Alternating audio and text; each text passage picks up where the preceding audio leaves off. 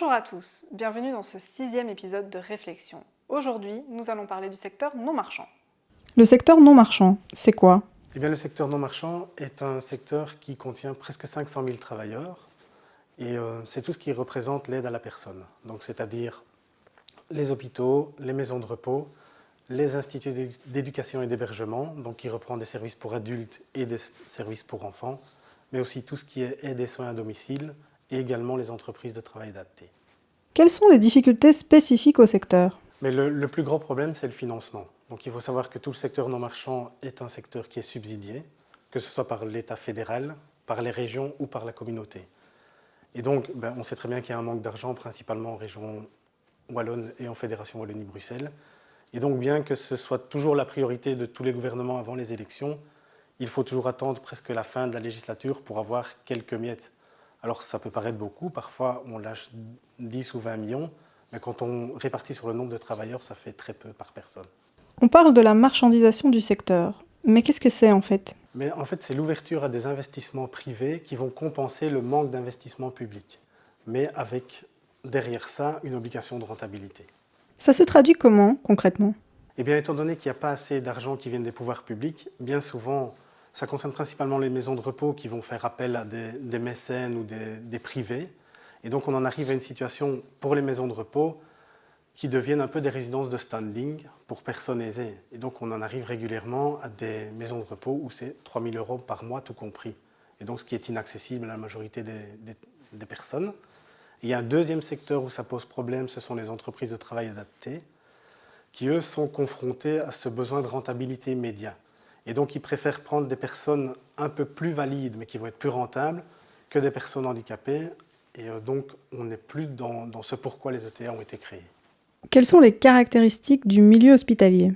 Donc, le milieu hospitalier dépend de l'État fédéral au niveau de son financement. Et l'État fédéral nous impose des quotas d'engagement du personnel. Et lorsque nous dépassons ces quotas, les salaires doivent être payés par l'hôpital. Et donc, dès lors, la direction et les conseils d'administration font en sorte que nous ayons une certaine pression pour avoir une certaine rentabilité, de façon à pouvoir payer éventuellement le personnel en plus et ne pas se retrouver dans le rouge en fin de bilan comptable. À cela est venu s'ajouter l'année dernière l'IFIC, le nouveau système de classification de fonctions. Tu viens de parler de quotas, mais est-ce que tu peux en dire un peu plus? Donc les quotas, c'est une norme d'engagement de personnel qui a été fixée par l'État. Il y a déjà de cela plusieurs dizaines d'années. Et ce système n'a pas été revu depuis un certain temps, ce qui fait que le travail qui était effectué à l'époque où ça a été revu, à l'heure actuelle, a fortement évolué. Et dès lors, nous n'avons plus suffisamment de personnel que pour pouvoir faire le travail de maintenant par rapport aux quotas au moment où ils ont été fixés.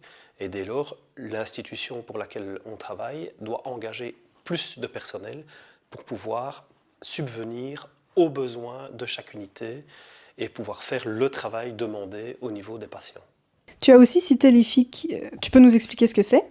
Donc, c'est une nouvelle classification de fonctions qui a été mise en place début de l'année 2018 de façon à ce que chaque employé dans un hôpital, par rapport à sa fonction au sein de l'hôpital, touche le même salaire que son collègue qui exerce la même fonction, ce qui permet de ne plus non seulement avoir le diplôme qui prend valeur, mais également la fonction qui sert à calculer le salaire. Et est-ce que c'est positif? Dans la majeure partie des cas, c'est positif, à savoir que le nouveau système pour les nouveaux engagés est extrêmement positif. Pour les anciens qui ont plus de 20 ans d'ancienneté, ils ont eu l'occasion de choisir entre le nouveau système ou de rester sur l'ancien en fonction des salaires qui ne sont pas toujours les mêmes d'un barème à l'autre.